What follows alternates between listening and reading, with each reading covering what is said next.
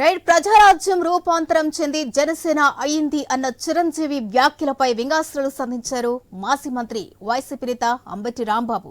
ప్రజలకు తెలిసినా ఇంత ఆలస్యంగా చిరంజీవి ఎందుకు చెప్పారో అని ఓ ప్రశ్న వేశారు. చిరంజీవి వ్యక్తిత్వం పైన తనదైన శైలిలో కామెంట్స్ పాస్ చేశారు అంబటి.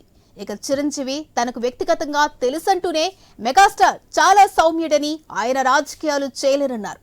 ఇదే సందర్భంలో చిరంజీవి వ్యాఖ్యలకు మరి కాస్త మసాలా దట్టించారు అంబటి. ప్రజారాజ్యం ముదిరి కాంగ్రెస్ లో కలిసినట్టుగానే జనసేన ముదిరి బీజేపీలో కలుస్తుందా అని సందేహం వ్యక్తం చేశారు మాజీ మంత్రి.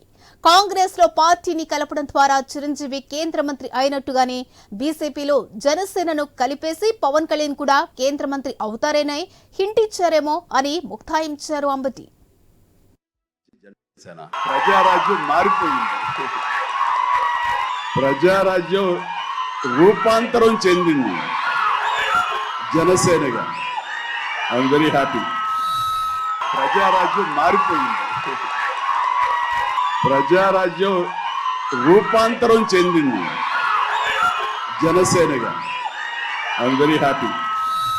చిరంజీవి గారు ప్రజారాజ్యం పార్టీనే తొండ ముదిరి ఊసర వెళ్ళిందంట. అలాగే ప్రజారాజ్యం పార్టీ రూపాంతరం చెంది జనసేన అయిందనే విషయం ఇప్పుడు దాకా ఎందుకు చెప్పలేదు అన్నా నేను. అది నా బాధ. మంచిదే అన్నా తమ్ములు.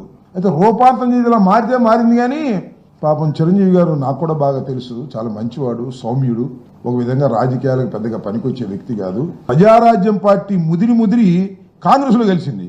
ఈ జనసేన కూడా ముదిరి బీజేపీలో కలిసిద్దేమో జాగ్రత్త పడమన్నా. దీన్ని కూడా అలా విలీనం చేసేస్తాడా? అన్నేమో కాంగ్రెస్ లో విలీనం చేశాడు, తమ్ముడు బీజేపీలో విలీనం చేస్తాడా అనే సంకేతాలు కనిపిస్తున్నాయని చెప్పే మాట ప్రకారం చిరంజీవి గారు ఏమన్నాడు, ఇది మారి అదేయింది అన్నాడు. ప్రజారాజ్యం మారి జనసేన కాలేదు, ప్రజారాజ్యం మారి కాంగ్రెస్ అయ్యింది, కాంగ్రెస్ లో కేంద్ర మంత్రి అయ్యాడు. అలాగే జనసేన మారి బీజేపీలోకి చేరి మరి ఆయన కేంద్ర మంత్రి అవుతాడా, ఇలాంటి సందేశం ఏమైనా ఇచ్చాడా ఒకసారి చెక్ చేసుకోమని మనం చేస్తున్నాను.